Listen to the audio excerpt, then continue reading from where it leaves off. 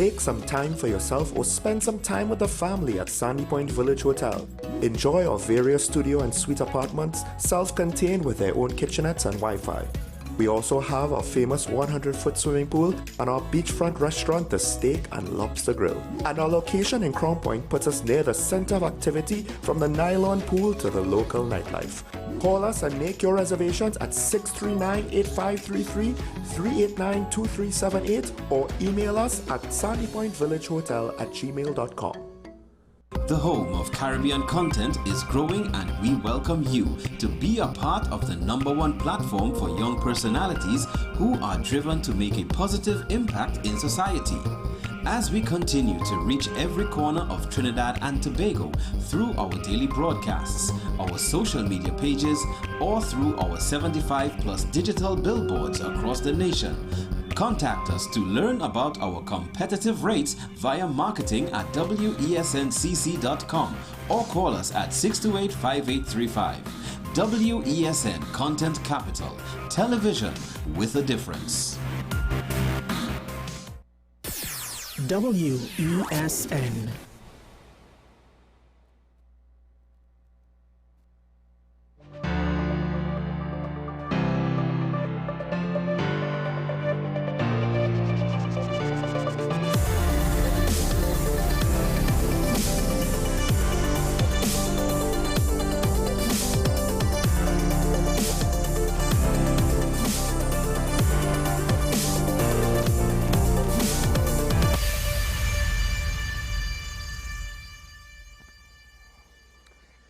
This is Talking Point. I am Shawn Michael Small, and it is once again another day in paradise. Could you imagine?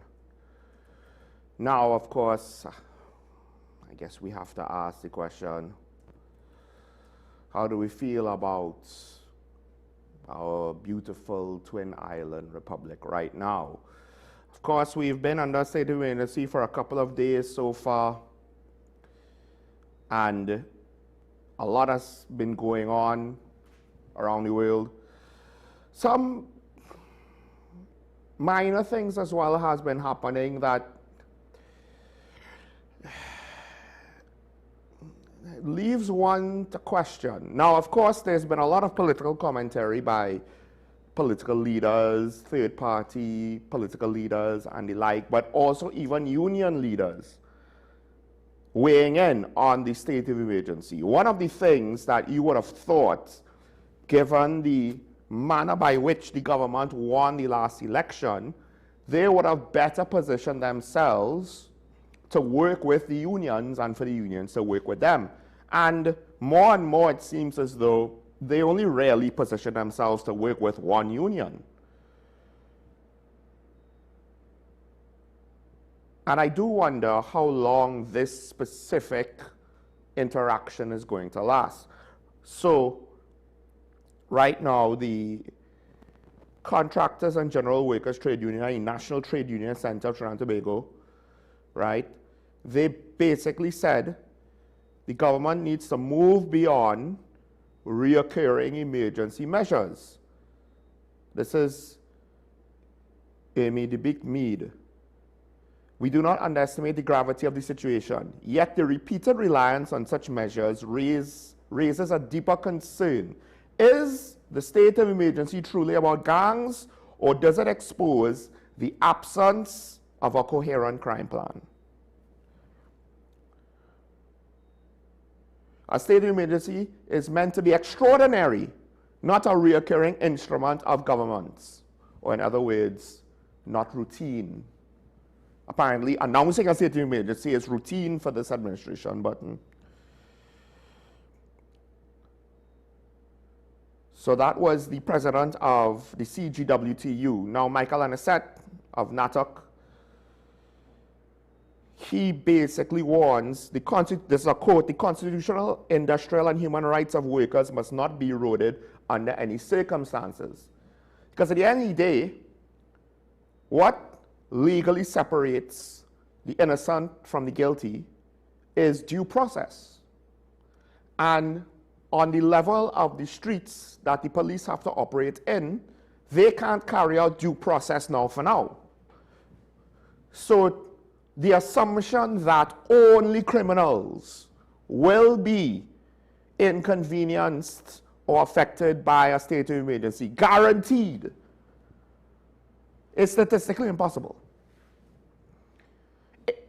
And now I guess you could say, to what extent are you willing to accept?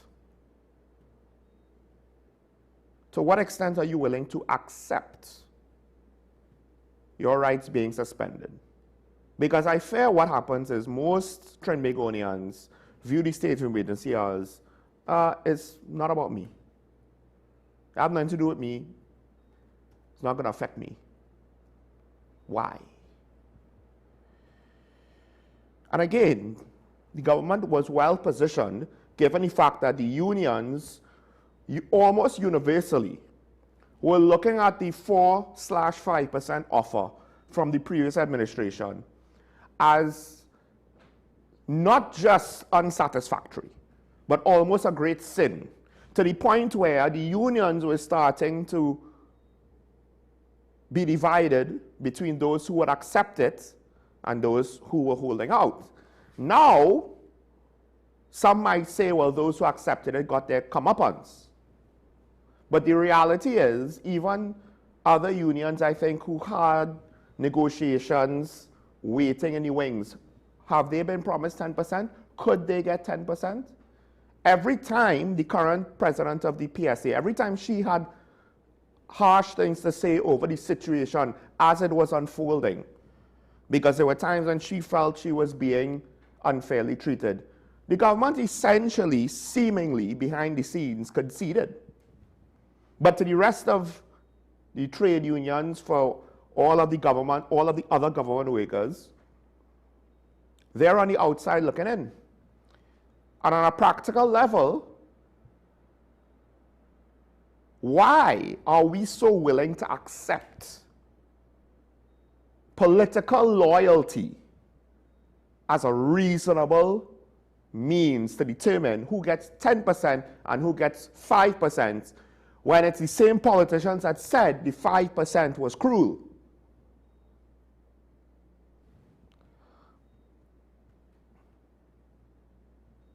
But notice, I tried to say, this is not something that you could just do all the time. There are going to be pitfalls with operating under a heightened level of police presence. One would assume, one would hope you're doing that under a state of emergency. If you're not, then are you really going to suppress crime? We don't even have a curfew. Yes, special powers are nice, but if there isn't a police officer in the moment to exercise that extra authority, then what's the point? We had crime throughout the last states of emergencies, including home invasion to a house that was, relatively speaking, not right next door, 2 feet away, but relatively speaking, the neighbor to the Prime Minister's residence. And it's not as though her residence is locked up and she's in St. Anne's at the Diplomatic Center full time. From what we understand, that's where she's living. And crime happened right around the corner from here, apparently. Not just any crime. We're not talking about, oh, someone stole someone's shoes. There was a purse snatcher. No, it was a full-out home invasion with a large gang. Sorry, let me not say gang. A large home invasion crew.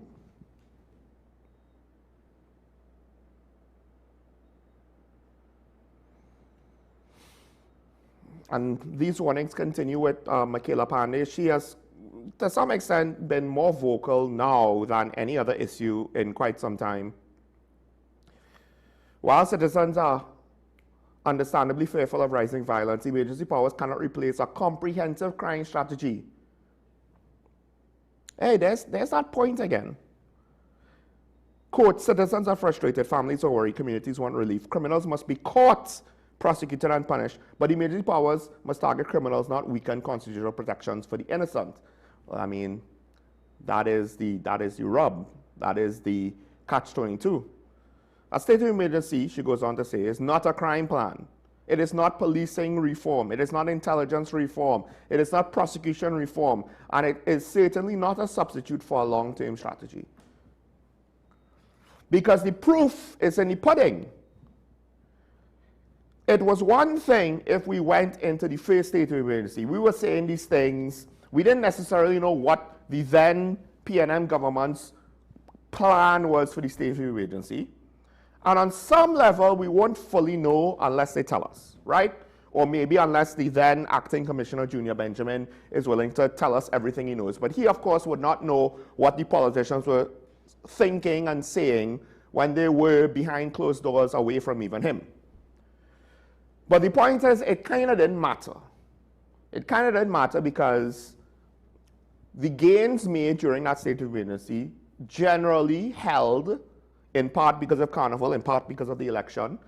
You could maybe question, did the police do anything different during that time? It's hard to say yes, because if that was the case, why wasn't it just continued? Unless, I don't know, maybe moving Junior Benjamin to administration might not have been such a great decision, but And then the new government had a state of emergency, but they said there was a threat against the government, which, ironically, was the second time that this prime minister had someone threatening her government, apparently, allegedly. But I was willing to believe it, fine. And then they said, well, we want to continue the state of emergency because high levels of crime, which is basically what the PNM said, and everybody looked at them funny when the PNM said it. And I kind of looked at the UNC funny when the UNC said it.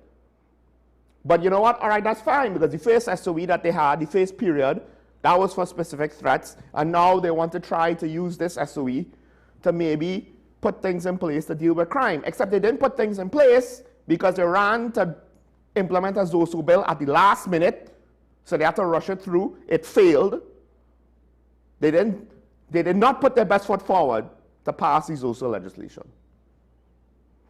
There is no reasonable measure that says, oh, the government tried everything that it could to pass the social legislation. That's why Marvin Gonzalez could come out and say, I wonder if they wanted it to fail.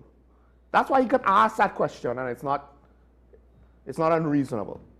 So now they put in an SOE after the social legislation failed. Cool. They already had 2 times to figure something out, to start making changes, to start putting things in place to affect long-term change while you had the state of emergency's extra emergency powers to give you coverage to hold down the fort in the immediate to short term. What did they do before to get the ball rolling on actually having solutions to crime? Because that's what the unions are saying as well. It's not just Michaela Pandey. It's not just the PNM opposition. It's not just Sean Michael Small on Talking Point. It's not just Karen Eshashera. It's not just the callers.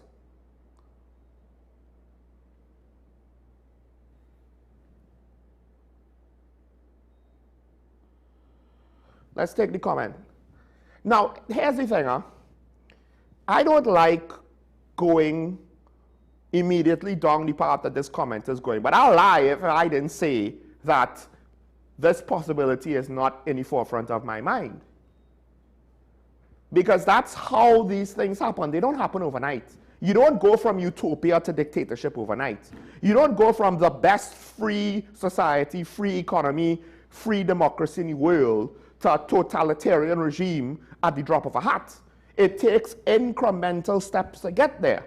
Steps so minute, or steps with enough of a justification of a political facade that the public decides to be jamming still, and they don't pay attention to what's going on. Oh wait, what was the voter count in the last general election? That when a comment like this comes up, because people thought all these things about the PNM, and you started to see certain things that implied great risk in this direction when you wanted to mess with the Auditor General. That was when things went, no. Too far. You can't come now and say, we have good intentions, but you're interfering with the Auditor General in a blatant way. That's the PNM. Now with the UNC, we're permanently under SOE. Yes, that comes with the risk of eroding constitutional rights because it becomes a new normal. We become so used to it, and when people of a society get used to a precedent, and that becomes the new normal, we stop viewing it as something extraordinary. We view it as the baseline. We view it as this is how it is. And then the new extraordinary, it gets even lower. It's easier now to go further because the baseline, well, rights are suspended, certain rights. So now if we have an emergency, we have to go further with it. And then what rights will be given up then? Right now, the measure, technically speaking, I think there's a good chance that the reason why this state of emergency regulations with regards to censorship look so scary is because they're open-ended. Being open-ended, at times, to me, seems as though when whoever's drafting the legislation is being kind of lazy about it. Because making law objective generally means you want to be specific. Making law open-ended makes it subjective, and you can run into a lot of problems. But, again, maybe it is laziness, and the actual intention, therefore, cannot be properly communicated by the content of the regulation because it's so open-ended. Unfortunately, the government has set themselves up to be perceived as something worse than that. It doesn't matter if it's the truth. There's too much circumstantial evidence. And also, I will go back to the election and why they were elected in the first place. Because the people of Trinidad and Tobago did not want a Minister of Finance who would try to undermine the audit process of the nation's accounts. They did not want to see industrial accidents where no one will be held to account, those who were politically appointed or potentially their cronies. They did not want to see the level of gang violence and apathy to do anything substantial about it. They didn't want to see a certain tone from the halls of parliament and from the ministers of cabinet and from the leader of the nation that makes people question what is the actual agenda, because it doesn't necessarily feel as though the agenda is about serving the nation. It feels as though the agenda is about serving themselves. We wanted better. It's not that we got worse, but because of various factors that I can only speculate on, to be fair, I think a lot of people are perceiving it to be just as bad or close to being bad. It's not worse yet. But we now come into the end of the first year. High price of oil and gas might give them a little bit of a reprieve. And I wouldn't say they don't deserve the reprieve. I would say it's an opportunity to reset things and to turn things around. Will they take it? I don't know. Am I being premature with my opinions? Maybe, but generally speaking, this is not the kind of thing where you could afford to wait and see. I'm sorry. Let's take a break. When we come back, well, welcome our guests. We'll be talking about some of the foreign affairs circumstances and situations with TNT, because it's become more important than ever when you think about it. Now the question is that for our betterment or is that for the worst? Stay tuned.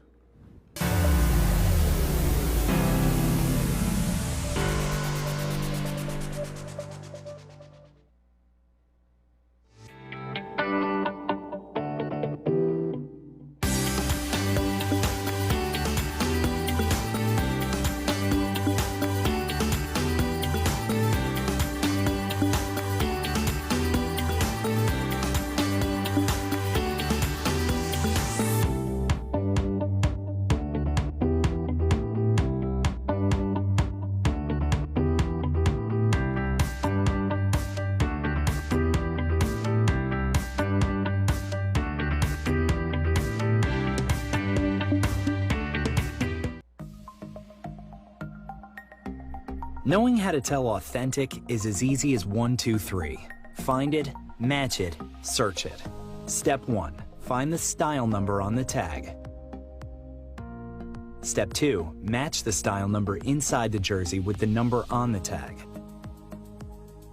Step 3. Search it. A quick Google search of the style number will verify the jersey is authentic when the search results match the jersey being searched. Don't be fooled by counterfeit jerseys. Before you buy, remember to find it, match it, search it. Fan Zone, 2 locations nationwide. Center City Mall, Chaguanas and Movietown, Port of Spain. Nationwide delivery available.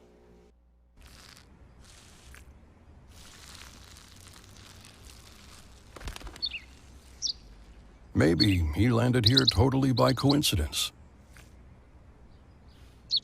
But if by chance he's admiring your fresh coat of Benjamin Moore soft sky blue, well, that's a pretty high compliment. Coming from an expert.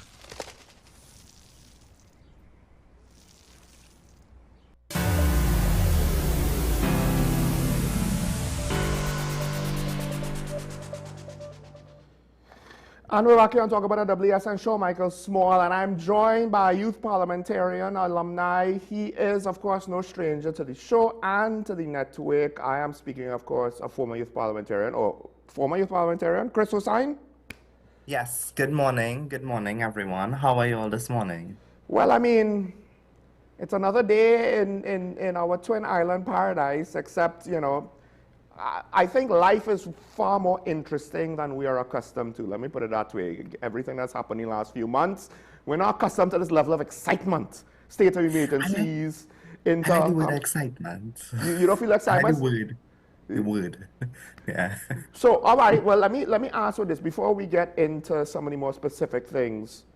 Just how are you feeling right now, whether it's about the foreign policy stuff, the domestic stuff, like what is your feeling? Right, just instinctively, how do you feel about anything? What concerns or maybe what you're looking forward to in the country right now, do you think? So, you know, I've been on WESN, I think a few years now, and we have always dissect political issues within the country. Under the last regime and even under this current regime, we discussed the budget, number of issues, and where I am right now, and I'm glad you asked personally for me, where I am right now, and as you introduced me as a former national and regional youth parliamentarian, one of the things that I think we lack in this space is the solutions. And so I find it very easy to critique and, you know, criticize and call out the flaws, which we must.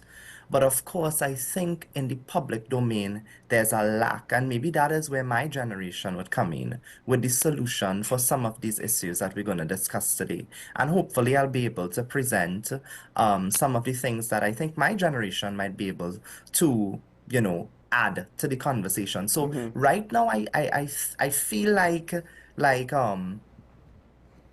I'm going to be able to add some, not just context, but substance to the debate. Because so far it can get, and politics has reduced in terms of conversation to personality. And that is one thing that I will definitely not be encouraged to do right now. Yeah. Now, I mean, I don't think that this would be more or less, I'm speaking about you. But generally, young people in TNT, so it's interesting that, you know, you were going down this path, given what I asked to speak to you about initially. Young people in TNT, generally, they look abroad and are more engaged with events, current events abroad, more than at times what's going on locally. Yeah. So, and for, like I said, I mean, there might be a better word, but it's not been boring these last few months with regards to our foreign policy positions, whether it's the UN, CARICOM, security arrangements, who is getting invaded, blockaded, whose national leaders being plucked and taken to a federal court in the United States. What do you make about our foreign policy position, because the previous government, now they were seemingly a much more calm, placid, and maybe you could say, you know, in a negative way, they were trying to please everybody. Whereas this government seemingly is more focused, aggressive. They seemingly have a goal or an agenda, right? But I guess part of it is people are debating, is that the right move? Yeah. So definitely the previous government, as you rightly would have put it, they were able to sort of please everyone politically, which I think had its pros and cons. But of course, you know, we have a new regime. And so what I observed was the Prime Minister has clearly articulated that her interest is Trinidad first, and her interest is really about our border security. And I think coming out of the conversations about border security, we are seeing the impact on energy security, which I assume we would get into at some point with prices increasing. And so she has, and by the Prime Minister and the government of Trinidad and Tobago, I'll say Trinidad and Tobago has aligned itself with its partners who we believe would be able to assist us in achieving, I want to say, cleaning up our borders. And I know that there has been a lot of conversation regarding narco trafficking. So that's what the Prime Minister's position has been. Now, one can't fault any Prime Minister for wanting it's seeking its interest in terms of security matters. But I think some of the issues that I noticed the persons are taking may be the rhetoric.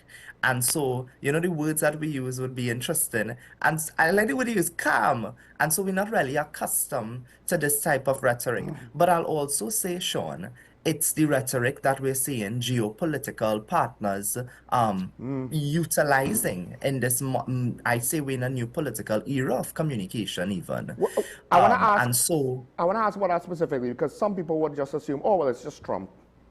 Would you say that it's not just Trump? Because at least on some level, I have seen other nations, maybe they are as bombastic as Trump, maybe they are aggressively opposing him. What would you say? How widespread would you say that is? I think it's widespread. I think we need to also understand that we are utilizing mainstream media, but much of the conversation that comes out of here today would be posted on social media where you get most of your reach. And so I think that in order to get persons interested enough into voting, interested enough into having a conversation and a debate, social media is where it's at. And so any communicator knows that influencer culture and social media, which is the social aspect of media, has had an impact on communicators and political communicators. And I noticed that as that increased, so did our social aspect of how we communicated, which I think politicians now are utilizing a sort of influencer approach when speaking. And we see it with some of our politicians in Trinidad, where they host shows thereafter the Red House. Sometimes we're looking at them, and in the parliament, they're going live and chatting with us about current issues or current affairs. So I do think that that sort of raw or real take is something that is a bit new to us, but it has been going on for some time. I guess the question is, however, it's one thing to just be an influencer. And then there's another thing to be a political commentator / influencer, right?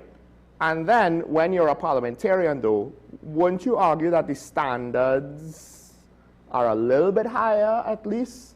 Because I feel agree. as though, you know, since it's a new space, the temptation is to follow what you see, but what you're seeing is not other legislators. What you're seeing is people who don't have that level of responsibility.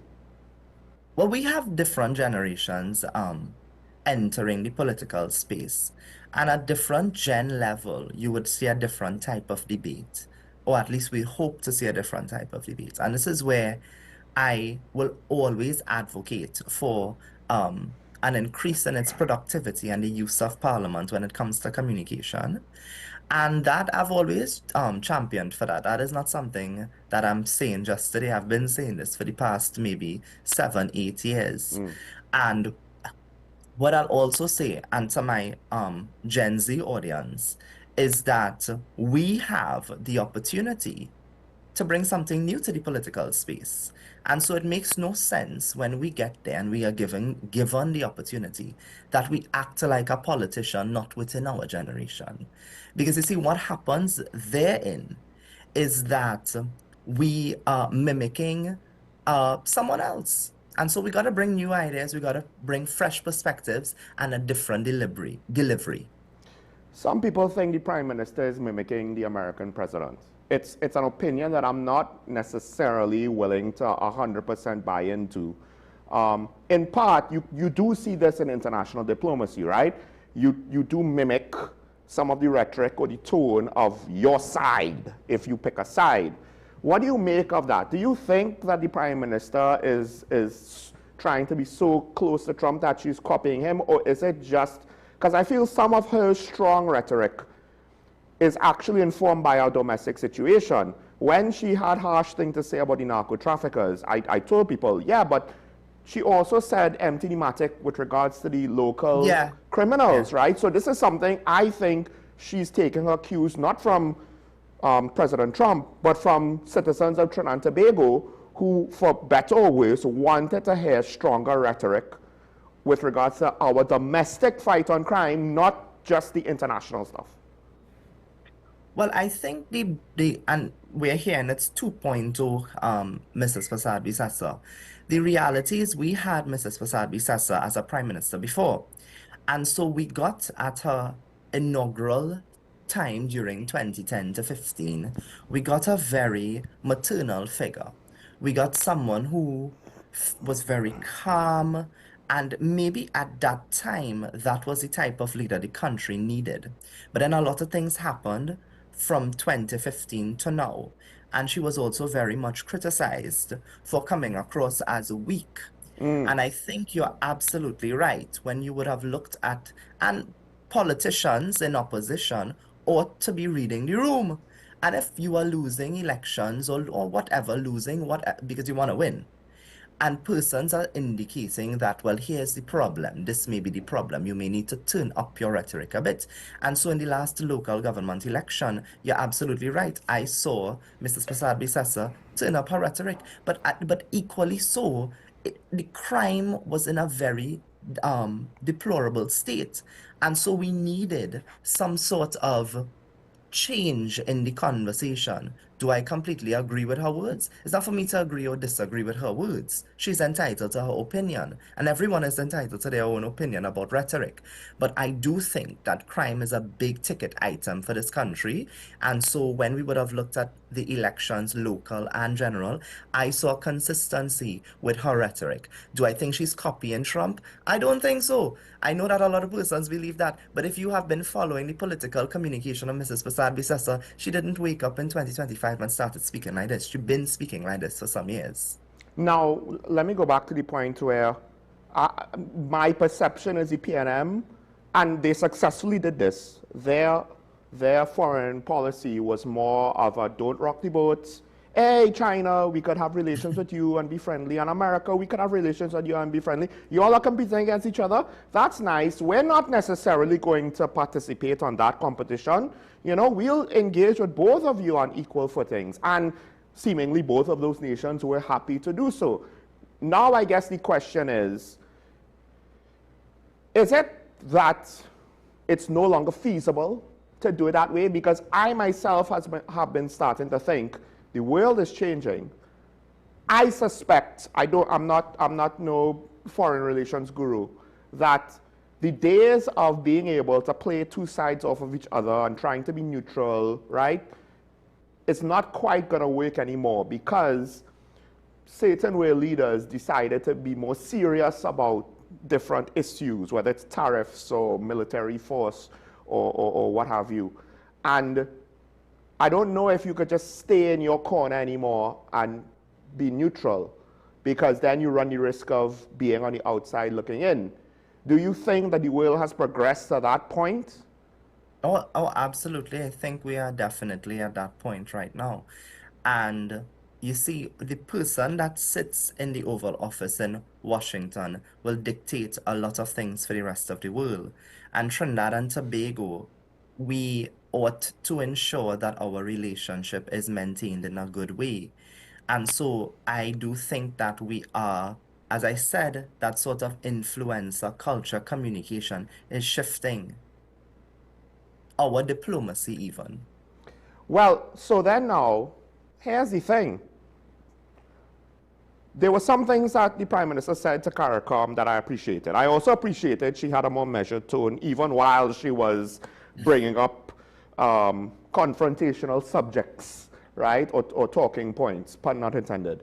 One of the things I wonder if there are others in the region who perhaps, whether for their own agendas or they're just thinking in the old mentality, they are not ready to look at things in that way.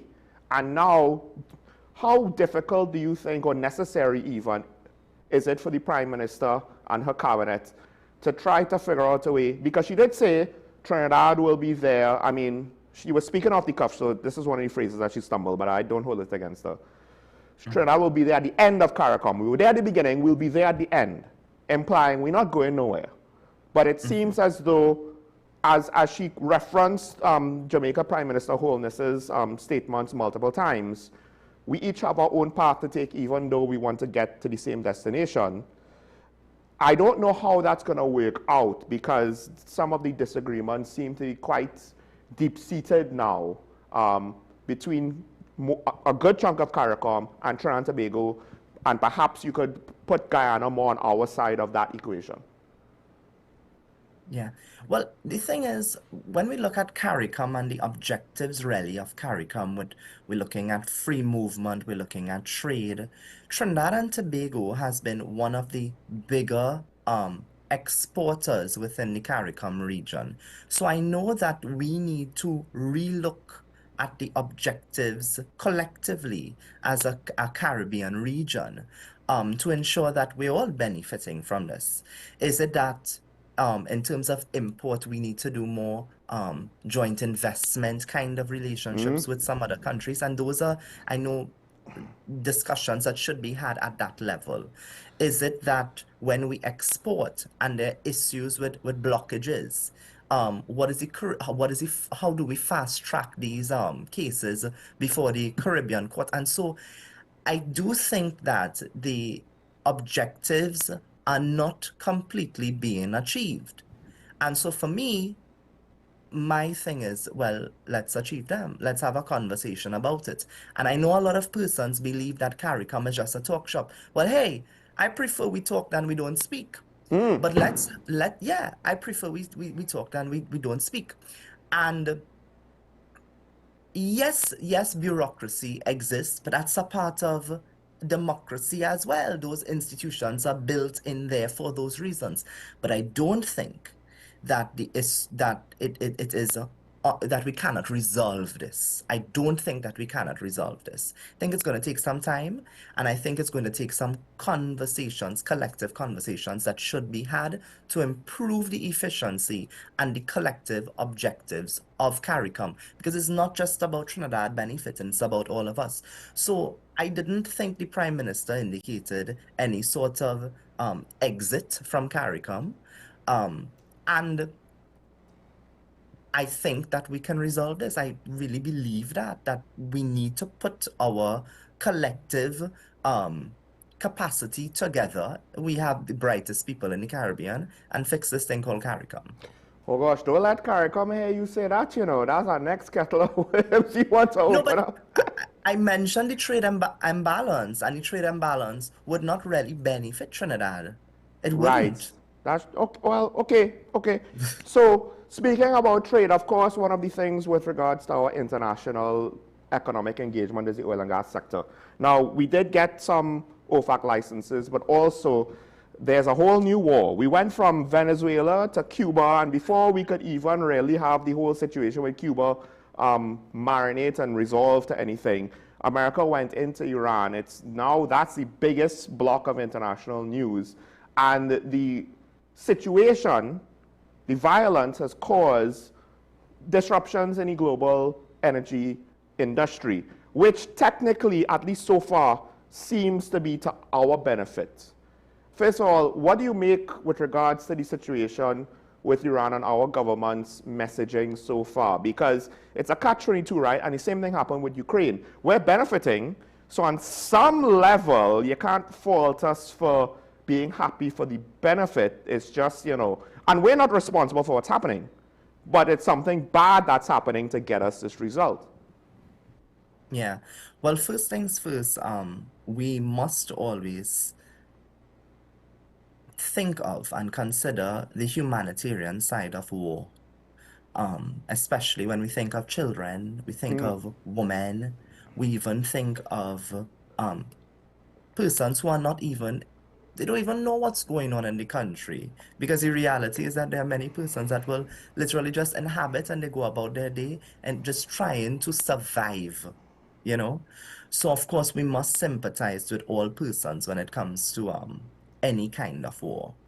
Unfortunately, when we look at the regime in Iran, it has not been in a place that facilitated really growth within the country per se, or at least more so improved its culture over the years. And so opportunities for women, opportunities for children, those are things that has always been a conversation, and we find those issues more so within the eastern part of the world.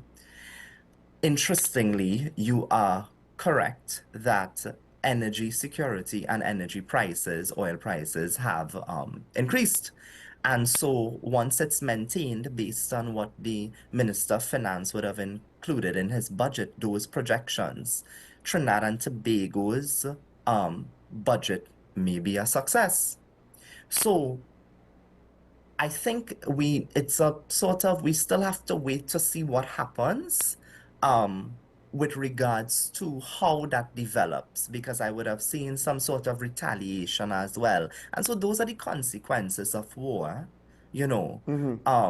One would really like for the UN to step in, but then of course the permanent members as well, how they may vote. So the conflict resolution around the world, if we can resolve these conflicts with good communication and diplomacy, I mean, that's ideal.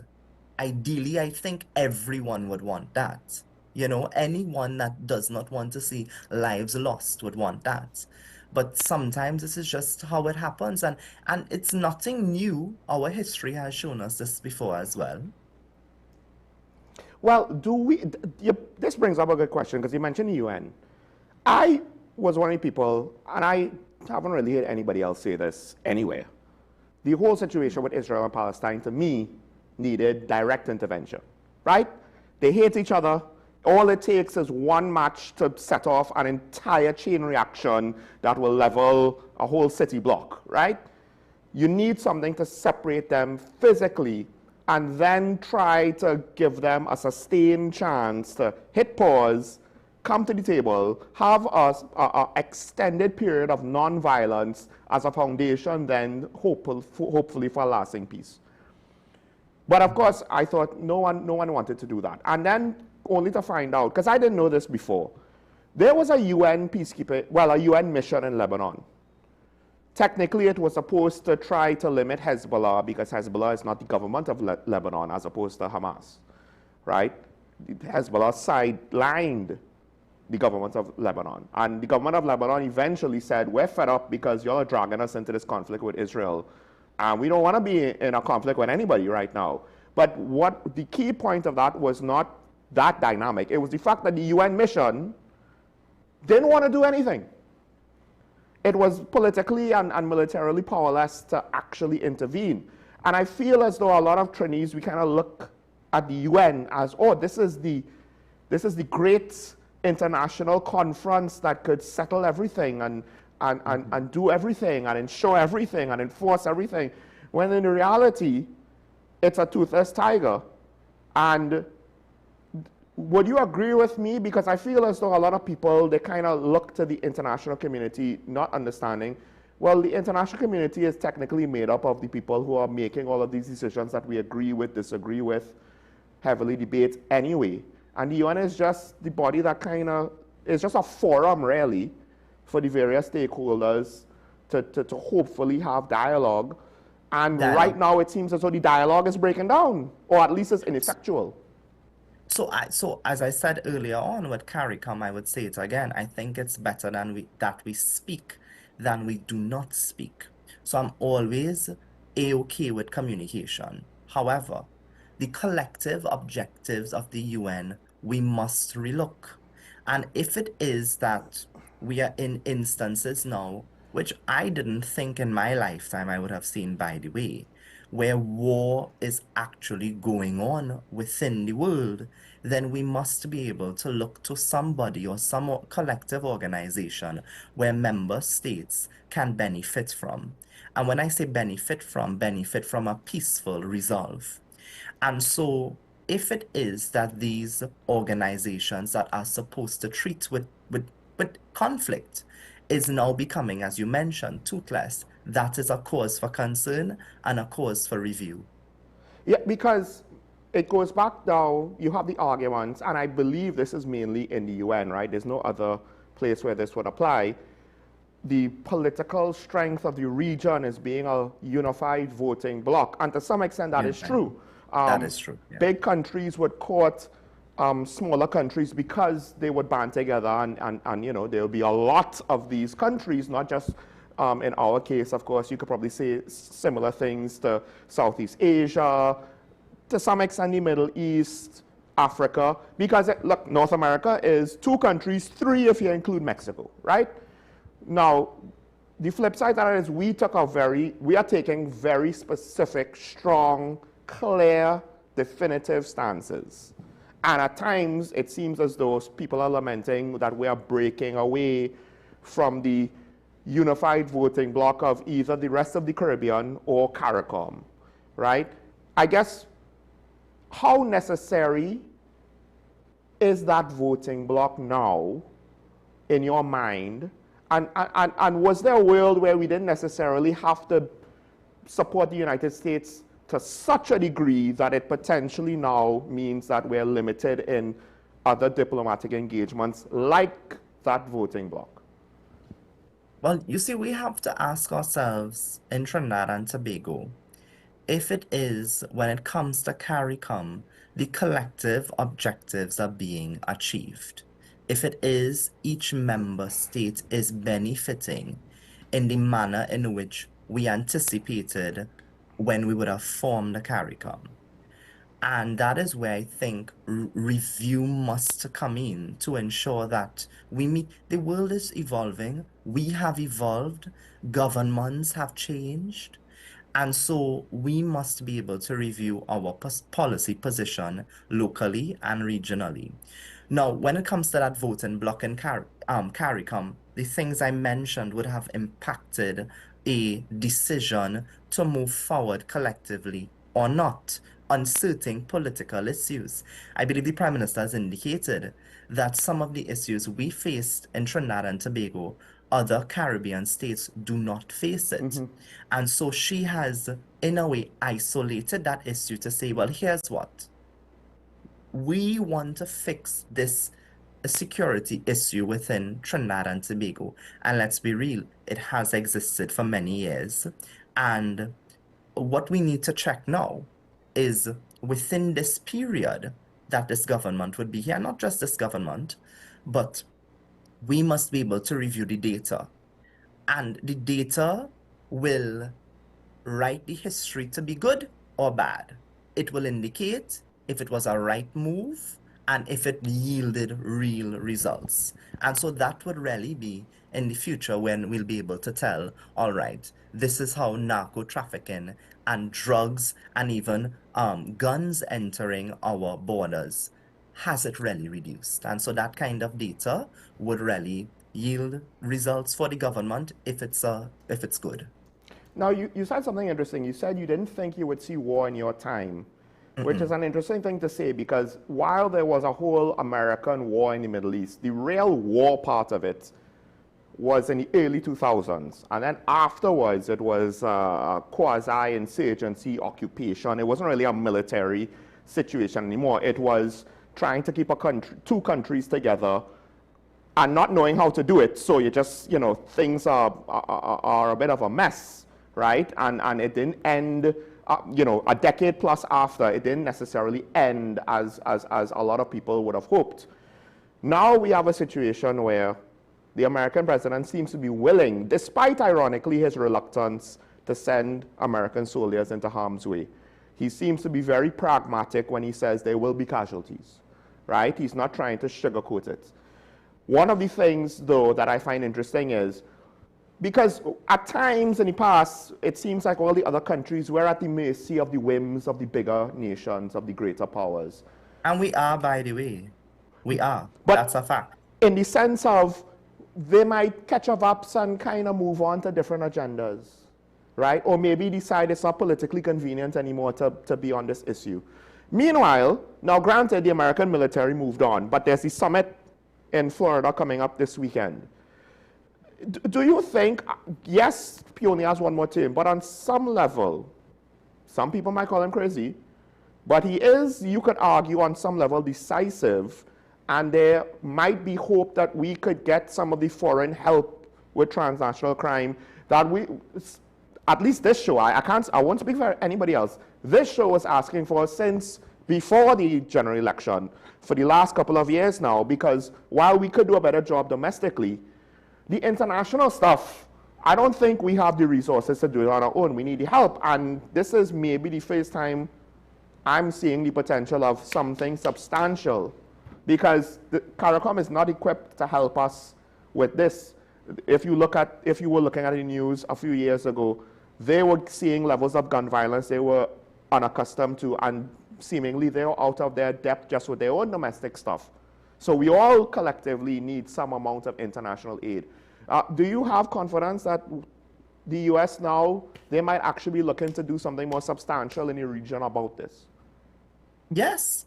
I don't think that these politicians, they're obviously going to have negotiations. And I do think within the political negotiation, if the Prime Minister has said clearly that Trinidad first, and so we must be able to trust that these meetings are going to yield results for Trinidad and Tobago. And so we would look on, I'm looking on with great anticipation to see how we benefit from this. I know right now we are benefiting, unfortunately, as we mentioned, not because of our intervention or any deliberate action taken by Trinidad and Tobago, but with an increased oil price.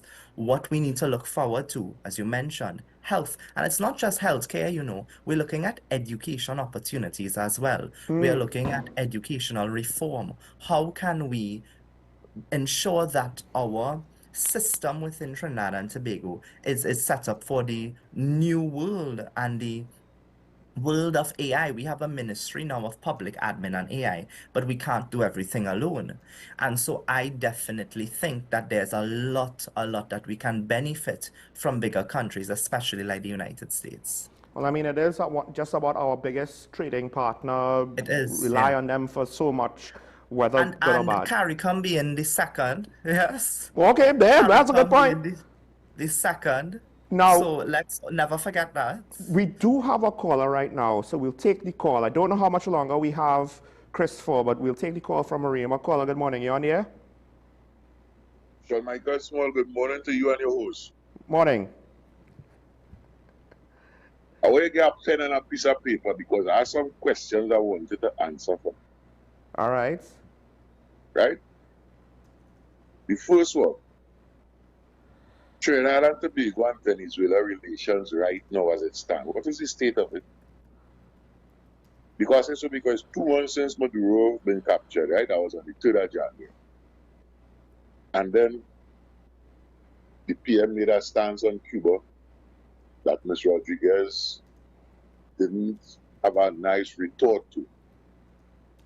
So, seeing that we have a 30-year agreement with these people, and the OFAC license that we have for 6 months, I think we're on the 4th or the 5th month. Where's the status on that? But the questions I have for you would revolve around it. And I will get some answers from it because I just watch the program all the time. You don't answer them. Mm-hmm. One, with respect to hanging, would the Pratt and Morgan ruling still apply if Trinidad and Tobago remove the final court of appeal from the Privy Council to the CCJ? Because if we make the CCJ our final appeal court, I would like to know if Pratt and Morgan, with this 5 years arrest, trial, and all the appeals finished before they hang it, would that still apply? The second thing concerns the president and the independent benches. Wouldn't it be better if the president is voted in by the population rather than elected or nominated by a party? So that we would truly have the independence and democracy, rather than people being seen as party hacks to be appointed for this role, and then the people who they appoint as independents tainted. And the last one, which is up your alley, because the current state of emergency talk about social media outposts, right? The outpost that our housing minister made about the St. Vincent, former St. Vincent Prime Minister's family, and how they get agency houses. And then when, as Marcos has Chucky said, these people are legitimate citizens of Trinidad and Tobago who are bona fide customers of the thing. And nothing ever came out of it. Why is that so? And now they're telling us we cannot say nothing bad about the government or what we think about the government in this state of emergency. But it's like an animal farm, because what applies to some do apply to all. I listen off here. Thank you. Thanks, caller. To the last one, the thing is, that doesn't surprise me, not because of anything special with this government, but just, I don't know if we have anything in place to deal with things like that. It could be any government. With regards to voting the president in, I don't think that'll solve the problem. I think that'll just kind of change it, because if it's during the general election, well, any party that wins the general election will probably win the presidency. If it's split off and it's, you know, in 2 years after the general election, or however you want to do it, but it's not during the general, then you have a situation where you might have a president of a different party more often than not, and is it always going to be tenable? I'm not sure. So that might be one way to do it. And with regards to hanging, I think if we switch to CCJ, and I'm not a lawyer, but the long and short is we would need a new precedent, a new ruling from the CCJ on the matter, assuming they'd be willing to hear it, because the Pratt and Morgan precedent we've already had that in practice. But if we switch the Supreme Court, they could potentially set a new precedent, and then that would apply. They could potentially change it, but I don't think it will change automatically. Chris, I don't know if you want to comment on any of those things. So we would have, I believe it would have been the Trinidad Youth Council. I was a part of the constitutional reform conversation. I hosted one of the consultations for them. This would have been with the Constitutional Reform Committee that would have been set up a few years ago. One of the suggestions that I recalled, not just making, but other people also thinking along the lines, was the judiciary putting forward a submission for presidency.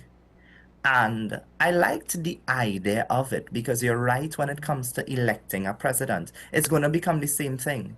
The more popular government is going to most likely tell you who to vote for. Yeah. And even if they don't tell you, the person that you assume has the affinity to that particular political party is who you'd vote for. So the political, partisan filter would still be there.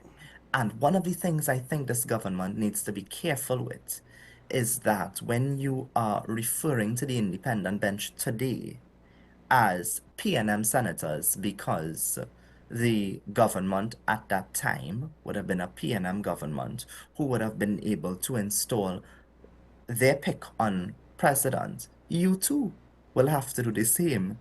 And so what we don't want to run into in the future is person saying, well, now these independent senators are UNC senators. Yep. And so that is something that I hope they are concerned about, and that rhetoric I would like to see, because when it came to things like the Zoso bill and that kind of thing, I found that there was more context. I wanted to see more debate. I still want to see more debate on it. Just on that alone, I don't know if you have any opinions on that, because I just found as though it was telling that the AG seemingly was trying to rush it through to make it for the end of the state of emergency. And it did not necessarily track with all of the explanation that they gave on why the Zoso bill was important. But I think that's one of the things that you can't ignore as a practical situation. But then now, it doesn't matter if you agree with Marvin Gonzalez or not. When he asked the question, I couldn't necessarily say he doesn't know what he's talking about, he's crazy. Why did it seem as though on some level they weren't really fighting for the best chance for it to pass? It's more like they were just trying to race to get it to pass if they could. But what I will always find strange, and there will be some cynics who look at politics a different way to me, they'll be like, no, well, she knew, or she was trying reverse psychology. Why attack the independent bench before the independent bench even has a chance to indicate what direction they might vote? Because who knows, with the amendments, they might have gotten the 4 that they needed. Am I kind of crazy? And I like what you said. No. At some point, you will select a president, and that president will select the independent senators. But to go after, okay, yes, they were from a PNM administration. Like, if they voted against you, then go after them. All right, fine. But before, prematurely. The independent bench has supported the government on different pieces of legislation recently as well. So it's interesting. I think sometimes we exist in a space where, you know, political communication would be persuasion. And so the bill didn't pass, and so this is the attempt. But I'm not convinced. What I will say, though, is that when the UNC government is allowed to pick or select, vote a president in, now you have created a space where that dialogue is the independent bench is selected by the government of the day. And so that sort of filter is what persons are now going to look at independent senators from, unfortunately or fortunately. But the caller also mentioned suppressing views. That's what I get with the SOE. Yes, and with that this one was public right. So the People's National Movement in their SOE would have included a similar, I remember they included the word public order, and it was struck out. It was taken to court, it was struck out, they reviewed it. The UNC has included public safety, which I think it's a more, what is the best way? Contracting term than order. Order was a bit more vague. I want to see more conversation come out of this. So I'm looking on, you know, I'm not a lawyer. I'm looking on to the legal fraternity and the lawyers within Trinidad and Tobago to help us dissect this more. Because there's a difference between public order and public safety. And I mean, comprehension skills, we all have it. Safety is a bit more specific than order. So I want to hear more conversations. Maybe that is something that, Sean, I'd like to see on your program. Yeah? Listen, sometimes getting people to talk about these issues is like pulling teeth out. Now, at least in the past, is who don't want to talk, who don't want to talk now, who just want to observe. You'll be surprised, and then they end up on the campaign trail. Big name people, But this brings to something that I find interesting, because years ago, around the time of the THA election, when the PDP first won it outright, around that time, speaking to some contributors on Talking Points, there was a general consensus that even youth parliamentarians like yourself weren't necessarily looking to politics, right? I guess it was in some ways more of an academic pursuit than a stepping stone into the political arena. Although they have former youth parliamentarians in parliament right now, but a lot of professionals as well were also not necessarily looking to be involved. And then the election happened. And I believe, speaking to yourself and others, like that might have changed somewhat. But I do have to ask now that we see, because I find with both parties, or a lot of politicians in the country, you have to be careful what you say today, because you might contradict yourself tomorrow. To what level now are the young people picking it up and like really focusing on these issues and starting to be more engaged? Because part of it is, if they're not, my concern is, will enough young people be prepared to be the leaders of tomorrow? Well, you have different generations of young persons. Back in 2020 general election, that was my first general election that I was eligible to vote in. And so of course I would have aged, and there are young persons that are now becoming of age to vote. And so at different levels of young people, you're going to get different interests. You're going to get different conversations, because the conversation you're having with me today is not the conversation you would have had with me in 2020 or 2019. And so it has elevated in terms of productivity. Of course, my mindset is evolving as I am growing into my full, now I think, adult self. I do think young people are interested despite what many persons may say about us. I do think that we have some good ideas. I do think that our approach is a bit different as well. What you would find with us is that we are a bit less adversarial. You know, we are way more, I think, productive, but we have to acknowledge that we have benefited from a system that taught us to be that. I'll explain.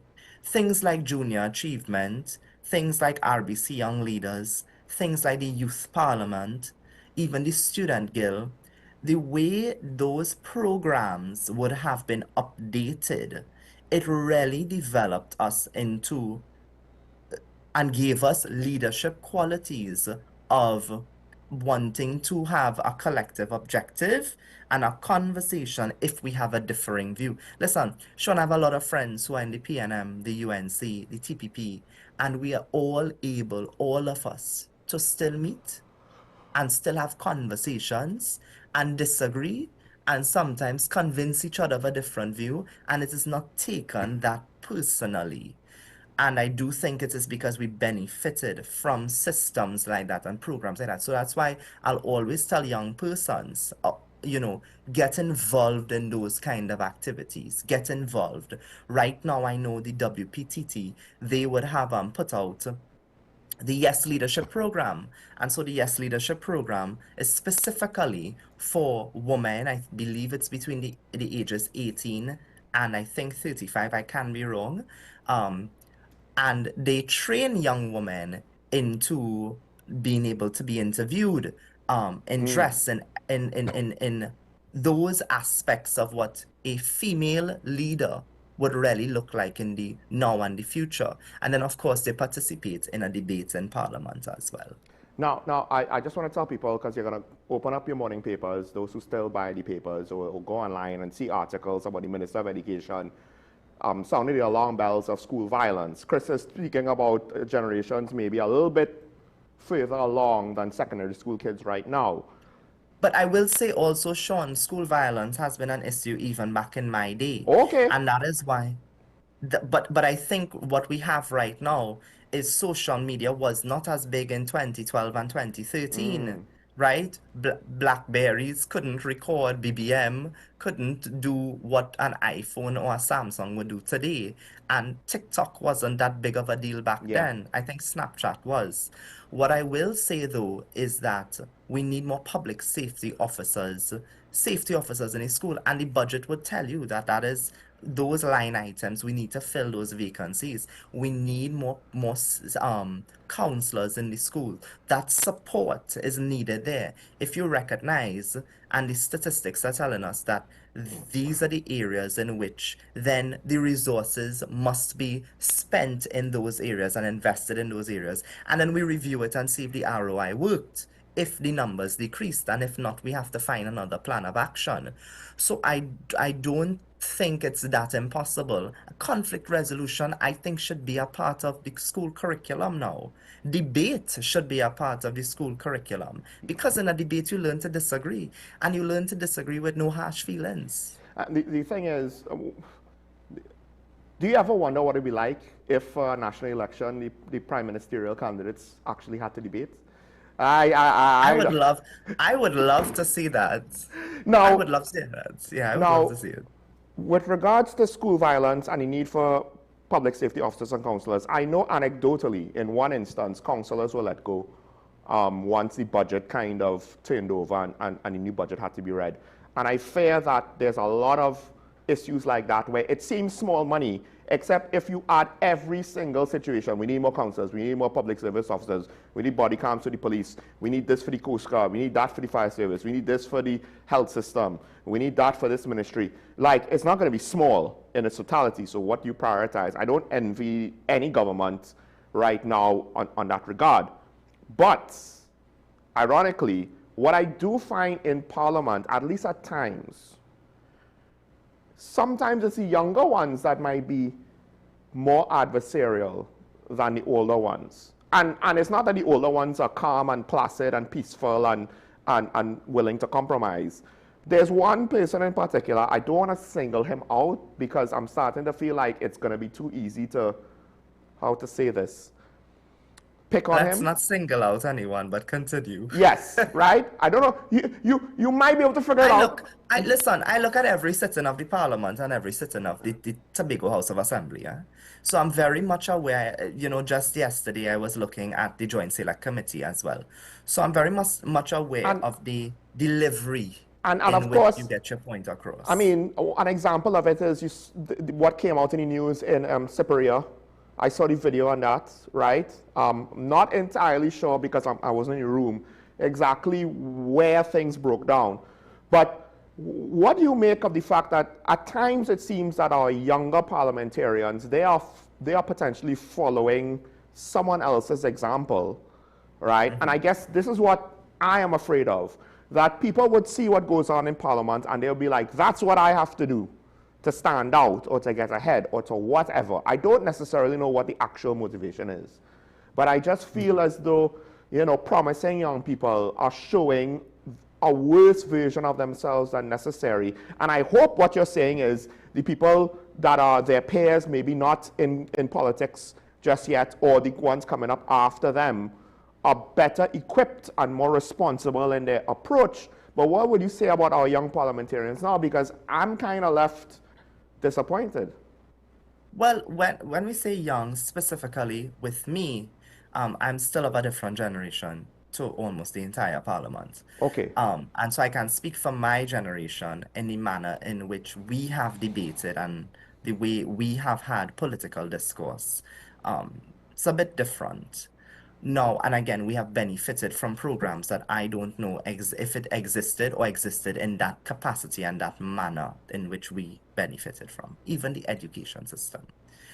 Now, with regards to the younger politicians acting like older politicians, that is a cause for concern because, of course, every election we're hearing, we want fresh blood, we want new, we want this. And so political players are always adding to their lineup of politicians, a new face here or a new voice on this issue. And so if you have reduced your politics as a young person to something that is a bit more archaic, then you may be dispensable. And I don't know if that would work for you long term, really. But for some persons it have, and I don't have all the answers for why it works for them or not. But what I can say is for aspiring persons who are looking on, you gotta know exactly why you're getting into this. You're not getting into this for a show of ego.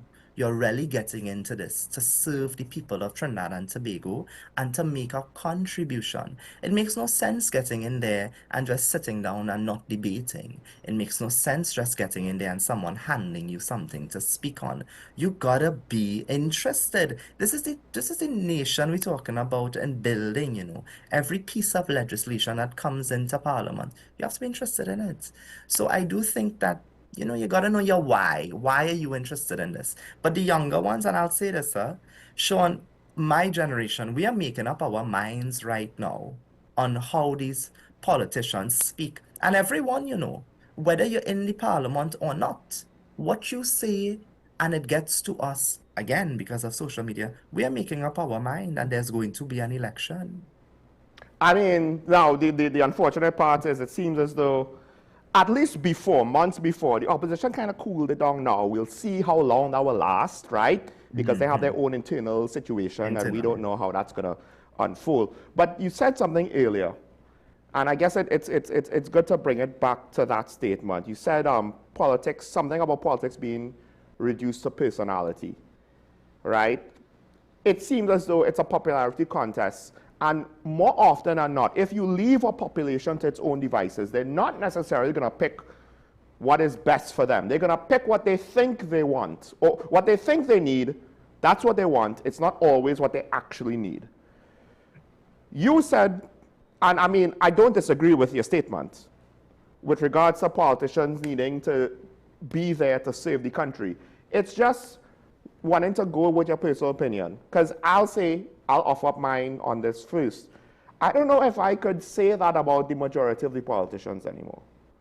I don't know. It's difficult for me to look at the environment and say this is the motivation of most of the politicians in Parliament. Maybe a few. It's hard to tell who is doing this as a vocation, as a calling, out of a sense of duty, and who is doing it with regards to, well, I want to be popular, I want to have power, I want to have the adoration of the public, I want to be able to have people save me, I want to have staff, I want to feel important, I want to be able to go places most people can't go.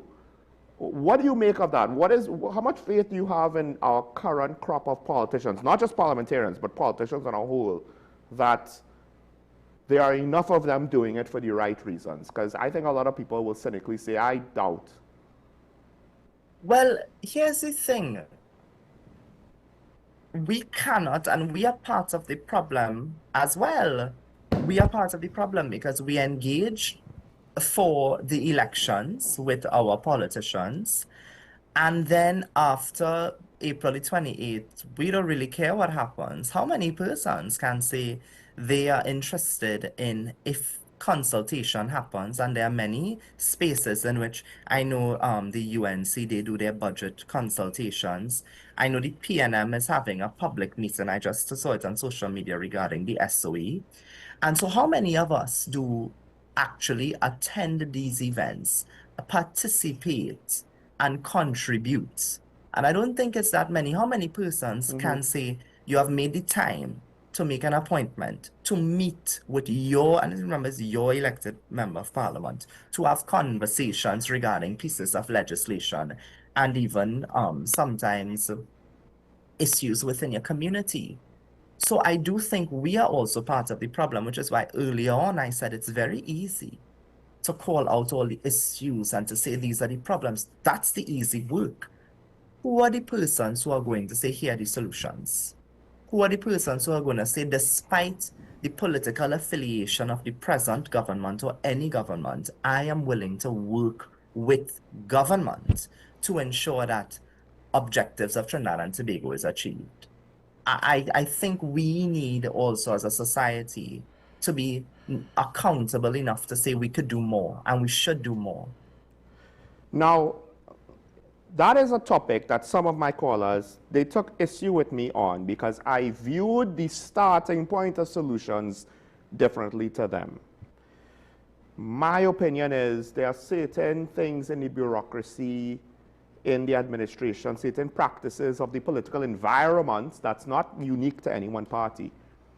And you could say, of course, there's a certain level of corruption we assume to exist. There's a certain level of inefficiency we assume exists. We see a lack of results at times that to some extent correlates and maybe to some degree corroborates this inefficiency and potential corruption that's there. And I feel as though on some level, if we want to really make significant changes in how ministries operate, how public sector entities operate, and so on, we kind of have to clean up our act. Part of it is the wage bill of the public sector. I think Roger Hussain was warning about that the other day in an article. The assumption is there's a significant amount of people being employed by the state that are redundant and provide no productivity. And at a time when the state doesn't have enough money to meet its needs, like to get counselors in schools when school violence is going out of control. That's where I would start, by cleaning up the situation as much as possible and then starting to try to cut out the excess and then maybe focusing whatever savings that you could potentially get on something specific like maybe the education system to try to get the ball rolling in a positive direction. But to me, it was always the case of, well, we're too accustomed to the politics of the situation, regardless of the intention of the politicians. The political machinations, the game itself kind of undermines everything, right? And gets in the way of everything. And we have to kind of clean that up first if you want to see any real substantial change, not just happen, but stick.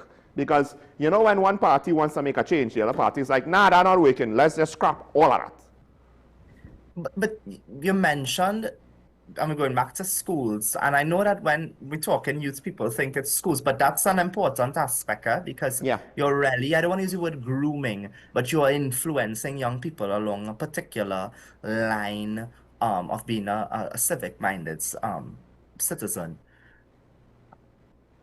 This is not a unique problem to this current government. Yes. This has always been an issue that we have been battling with. What I do think is unique is a change in government. And so what would be, I guess, expected is something to change there. The government read its first budget last year. I am really looking forward to seeing the full, not just implementation, but the impact of it within this year. I think that's when you get to see it. And by the way, mid-year review is coming up, which I think it's a real budget, so I want to encourage your audience to look on again, because as I said, the engagement cannot just be at one level.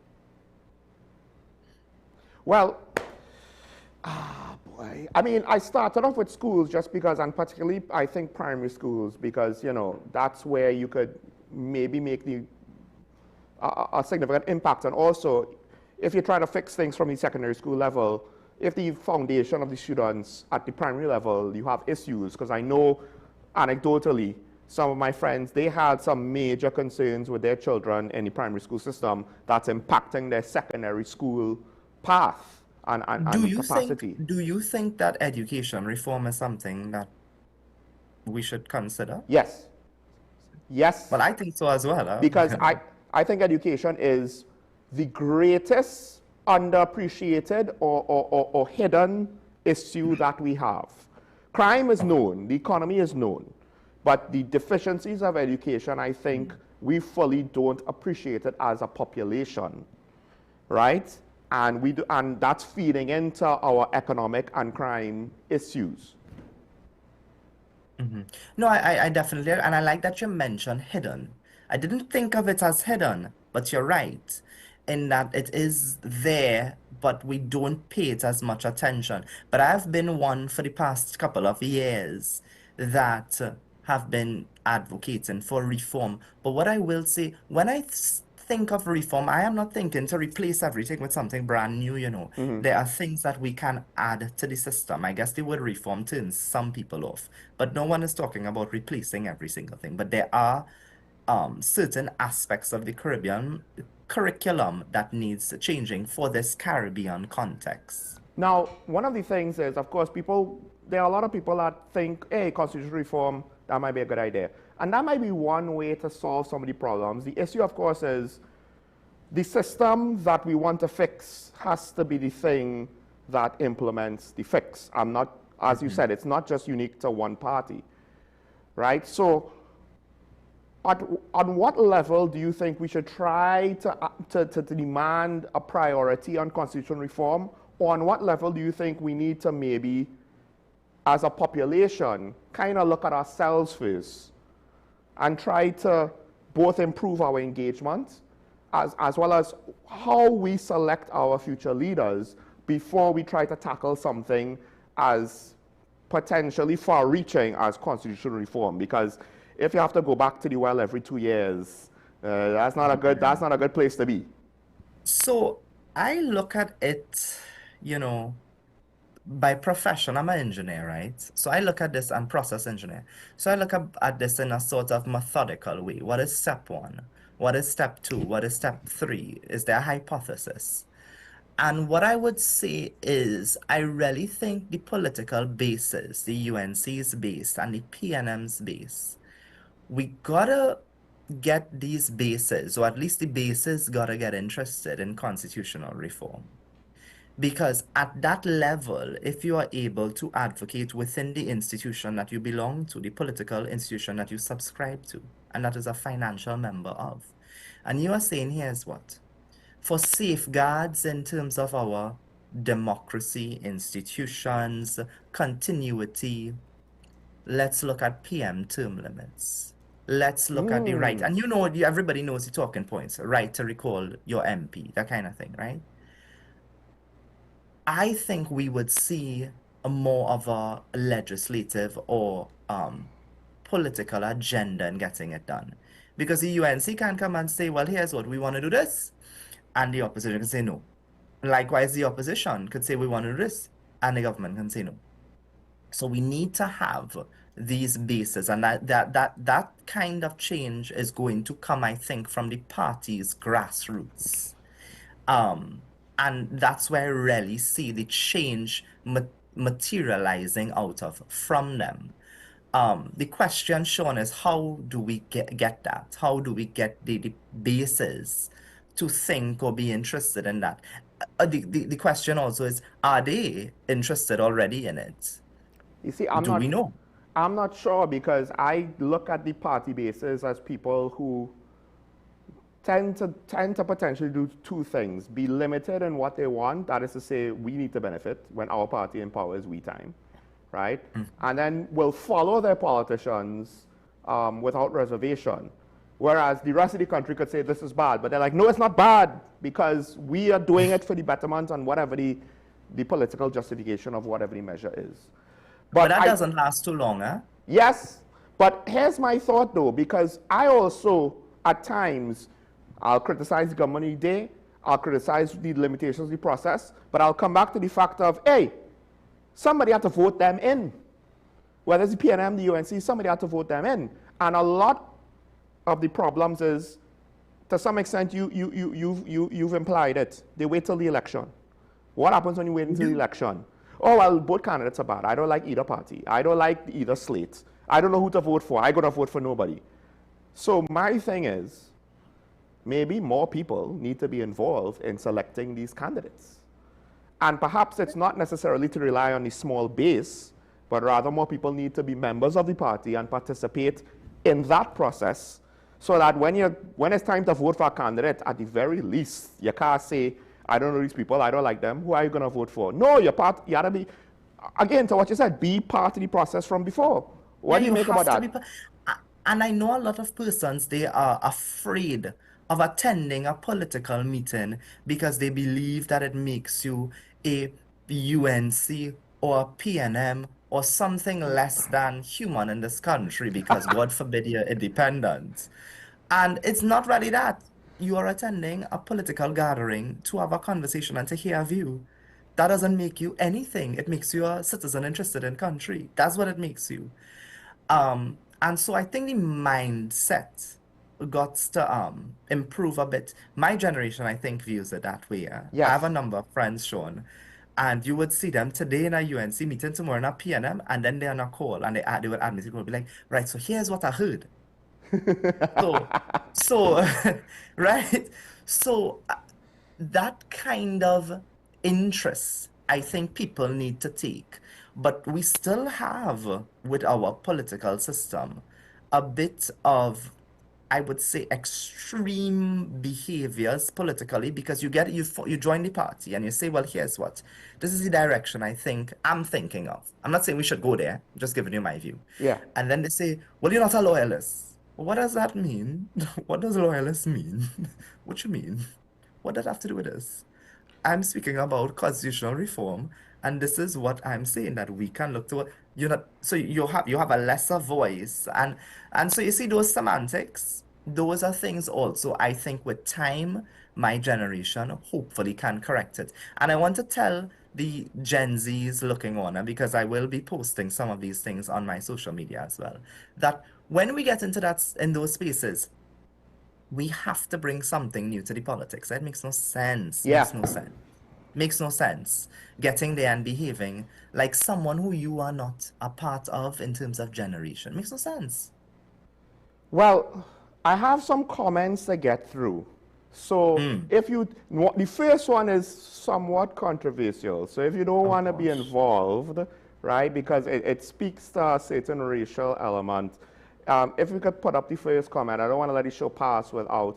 So this is a follow-up from a comment yesterday where the caller basically was pointing to the fact that a lot of the gang violence seemingly is limited to one racial demographic in the country.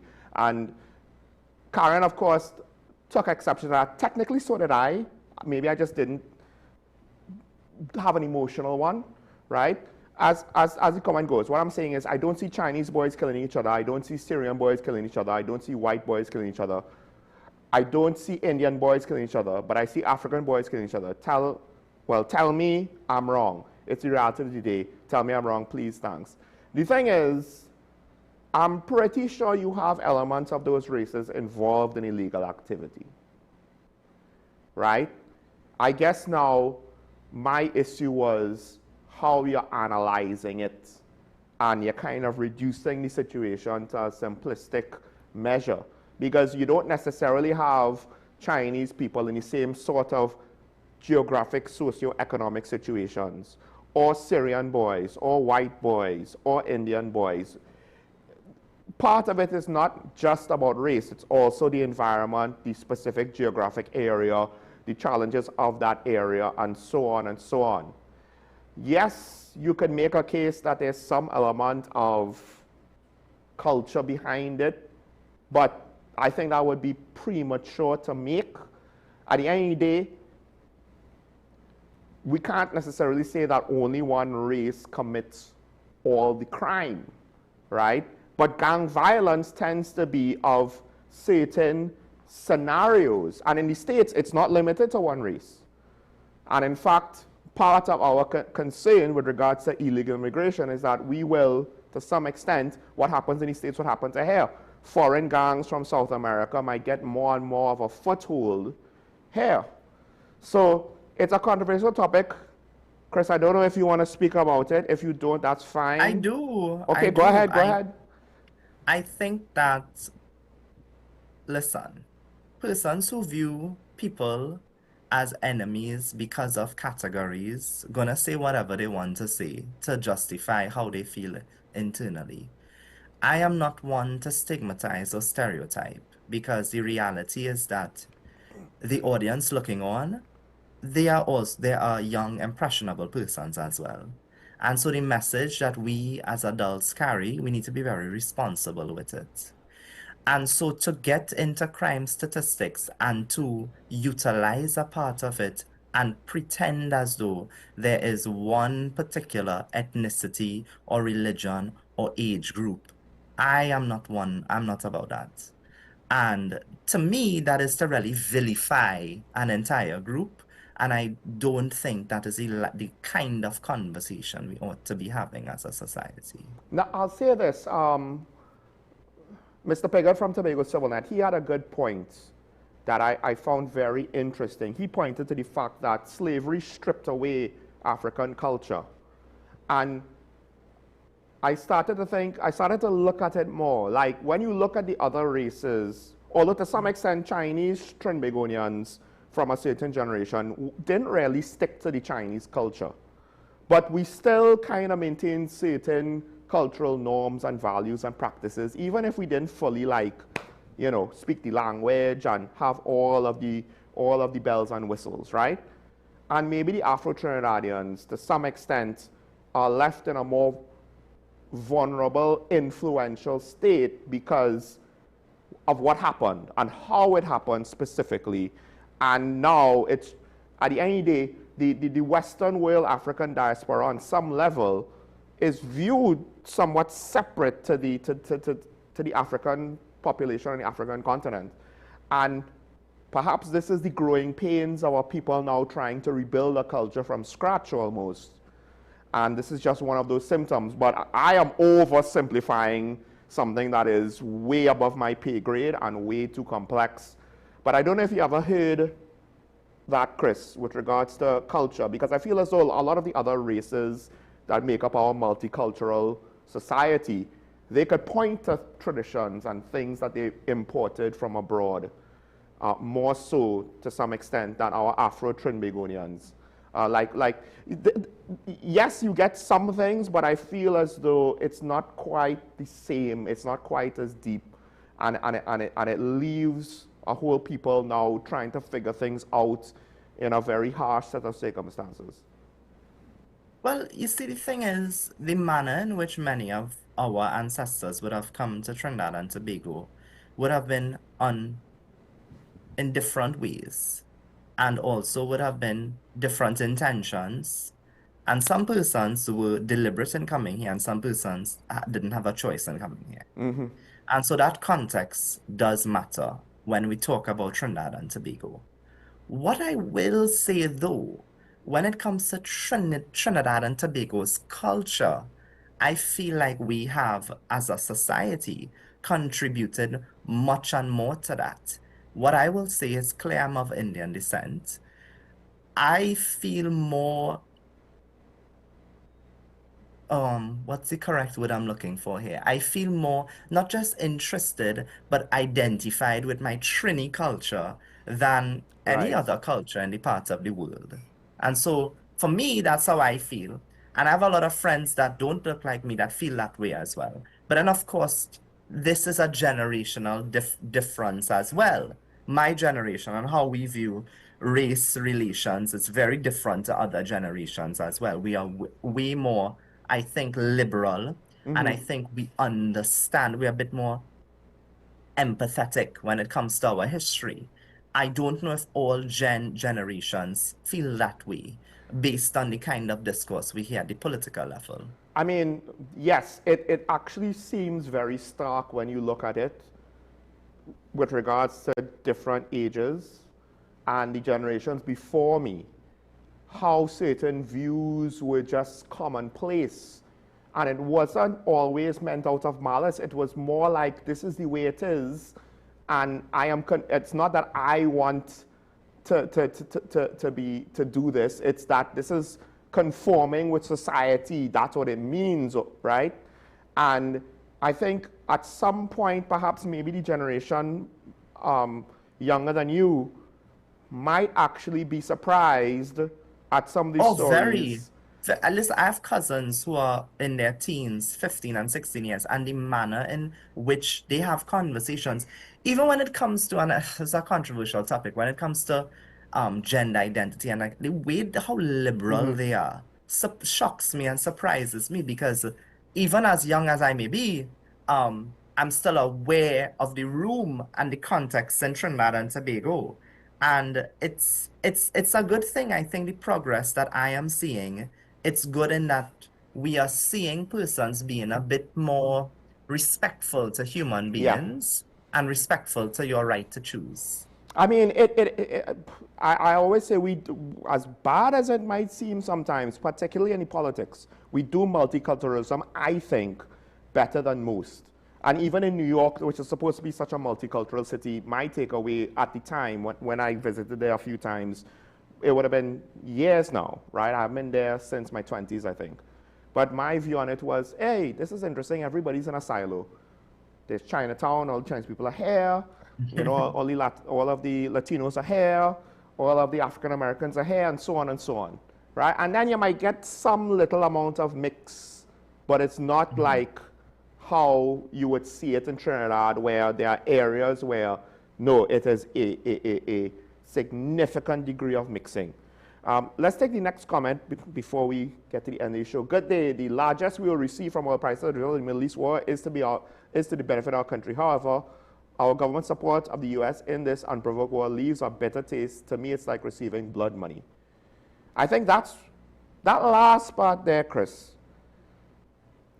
I have tried to say, I don't know if you'll agree with me, but I think on some level, and this is not to disparage the commenter, because I understand where they're coming from, but I feel as though we kind of take it for granted. International relations ain't about high-minded ideals and principles. More often than not, it's about my agenda, your agenda, my benefit, your benefit, his benefit, and something is going to work out, whether by diplomacy or by force. And that is the history of the world we live in.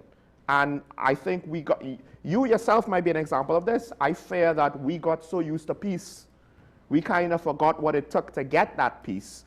And we run the risk of making some of the mistakes that was made in the 1920s and the 1930s and so on. Yeah, because for my generation, this is a very uncomfortable topic, you know. I wouldn't lie. This is something extremely uncomfortable for us to sometimes discuss and even break down mentally and discuss amongst each other. However, what I had to do is also recognize that though we may be a democratic country and we are accustomed to democratic principles, we are accustomed to freedom of movement, right to education, free speech, we are accustomed to those things. That's a given. We don't know other societies. We can't imagine a society without those things. The reality is that there are some countries that do not have that. And so our norm here is not their norm. So whilst we may be interested in having a peaceful sit-down conversation about how to resolve this, there's some conversations don't want to have no conversation. So I do think that is something that when we think about this topic, we must consider that there are autocratic nations out there, yeah?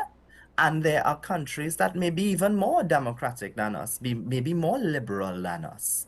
And so in conversations like this, those things matter. What I will say, however, in war, it's very unfortunate.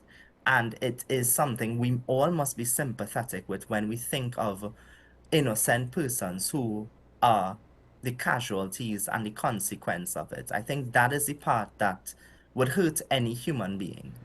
You see, a lot of how we viewed peace that we benefited from came post-World War II. And one of the things that's interesting is when you look at people that have a very harsh perception of World War II, they're like, who are the good guys? The ones that were fighting the Nazis, you can't say that they were 100% the good guys because war just brings about tragedy, brings about civilian casualties, brings about humanitarian crisis. You know, the Allies were trying to stop the Nazis. They bombed cities. At times, they bombed residential areas. That was war back then. Now, the standards have changed. We can't always meet those standards perfectly because it's chaos.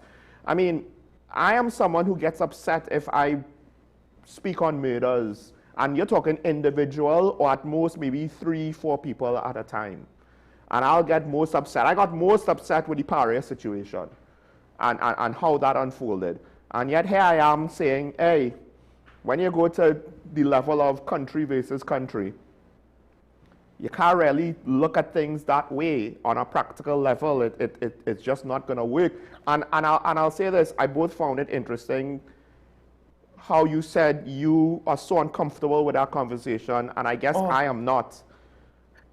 And it is kind of weird for me to say that realization out loud.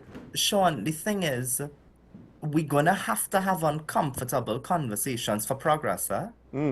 So I will never shy away from it, and that's good. The good thing is the honesty, because in order for us to be able to really remedy the problems in Trinidad and Tobago, we have to be able to confront them. That's the first part, and admit that they exist. So I do think that we need to have uncomfortable conversations. The Parliament is always, most of the time, having uncomfortable conversations for the more controversial pieces of legislation. Is it conversations or is it more talking at people when their time comes up? I'm not too sure if we get enough conversation. Let's use the correct, the word is contributions. Okay. Now, I want to end there. There's a lot that I could unpack, just the conversationalist in me, with regards to how certain things that we've seen abroad, how they apply here. Can't get into all of it before the end of the show. But there's one thing that I do want to get into. And I think I know the answers, but maybe I'm wrong. Because at least abroad, there's the temptation for young people and academics to want to ascribe to the ideal of communism. And you're more connected to the young people here than I am. So for my own personal curiosity, because you mentioned, hey, there might be autocratic regimes, and at times they're tied to communism, and then the argument is, well, that's not real communism. My thing is, corruption is corruption. Capitalism, democracy doesn't have a monopoly on corruption. That's why the communist countries also fall into some of those same common pitfalls. Have our young people even entered into that conversation? Because at times I've seen certain generations enter into other conversations and adopt other ideologies. What about that one? No, well, here's it. You'll get different views from different persons. That exist. The same level of differing opinions that happen at a different generation is going to happen here as well. So I don't think I am positioned enough to say which one we subscribe to more. What I can tell you is that the manner in which we have the conversations is very different. So you will see, if we were to have a youth discussion amongst young, you'll see data coming up, you'll see stats being presented, you'll be seeing case studies be presented. Not that I feel, and so that's a big difference, I think, in the manner in which we have conversations. But I am not positioned enough to say which we subscribe to more. I don't have that data. Okay. We do have a follow-up on the first comment, the one that, Afro-Trinidadians commit more seen crimes, I believe that's the intentional word, because they are in the main urban rather than rural areas, and they occupy the lowest socioeconomic ladder in all countries. The perpetrators of seen crime comes from those that occupy the lowest socioeconomic ladder. On some level, I think it is correct, because when you go to countries that don't have a African population, whoever the lowest end of the socioeconomic ladder will be the main perpetrators of certain crimes, right? That's just kind of how these things go. So now for a country like ours, to what extent do we need to not look at the correlation per se? I'm not too sure if I would say that Afro-Trinidadians uniquely occupy the lowest end of the socioeconomic ladder. But as one of the majority racial demographics in the country, you could say that a significant amount of it would be, right? And you could say the same potentially for Indo-Trinidadians as well, because to what extent are rural villages high up on the socioeconomic ladder? But, I mean, that's one analysis. I don't necessarily want to rehash the things that I said, but the urban environment seems to be, when mismanaged, seems to be very easily something that could cause crime and gang violence to fester if you don't know how to manage it properly, because it's ready-made, I guess you could say, fiefdoms for gangs to control and exploit. Chris? Well, it's very easy to blame anybody and everybody. I think one of the issues we have in this country is really, again, trying to find the solutions for the socio-economic issues, which is a root cause of any sort of interest in crime by any ethnic group, by the way. And again, I'm not interested in vilifying an entire race because someone is cherry picking something that, by the way, and again, I'm saying this deliberately because there are persons that will look on to this. And let's not get in the business of the stereotyping and the stigmatizing. Yes. At the end of the day, government's job is to ensure that persons who may be interested in crime, which is not one ethnic group, which is not one religious group, which is not one even gender, no matter how big or small the stat may be. Yes. It is how do we course correct it? And that to me, that's the bottom line. That's the solution. I mean, to put it a different way, improving policing and the criminal justice system in this country, would you say it has nothing to do about race, for the most part? Oh, I think justice systems need to be improved. I definitely think but also when we come to police resources, I think the training of policemen as well need to be improved. You have had many interactions with police, and this is not to, reduce the confidence we have in them. We respect the work that that persons within our police service do for Trinidad and Tobago. But of course, there are instances in any sort of working environment where there are some persons that may be a little more advanced than the others, and so how do we get the ones who are less advanced to become more advanced? And so I am always big on retooling and reskilling persons who have to serve the country, like the police service. Well, boy, you put that a lot more diplomatic than I might have. I'll just say that. But we're more or less out of time. So, Chris, I don't know if you have any last words to say before we close out. Well, I want to tell Trinidadians it is a great day. It's a good day to have a great day. And so, one thing that I want to leave with us is our mindset. Yes, a lot is happening globally. A lot is happening in the regional community with CARICOM. But you have a voice. And it's not about only adversarial politics or complaining. What are the solutions that we are going to find for some of these problems? You see, it's not good enough to advocate against the sitting government or a new government because of party lines. That's not good enough. If we're interested in really being constructive, we got to be constructive all around. So I want to leave that with Trinidad and Tobago, that let's be a bit more constructive. I'll even go a step lower or more basic than you. If you want to have criticism, the first step is to say exactly, why you're criticizing. What is your reason, the practical reason, not just because you think it's bad.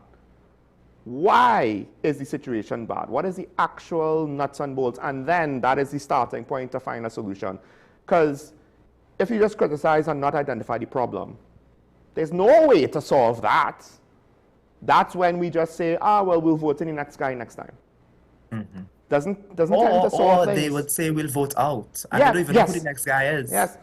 Seems to not necessarily be the long-term solution that we think it is. Yeah, funny enough. But folks, as Chris said, have a good day, stay safe, remember your allegiance to the Republic and to each other. I want to thank, of course, the caller and the commenters for participating in today's show. Chris, thanks for joining me and having this long conversation, which I actually quite enjoyed. And I did as well. We can have again. I mean, these are the kind of topics I hope this is the talking point to get people to talk about things in a deeper way. You are far more diplomatic than I tend to be, so, kudos to you there. Folks, it's nice to be nice. That might be a slogan. That might be before your time, Chris. It's nice to be nice. Stay safe. We'll see each other tomorrow. Bye-bye.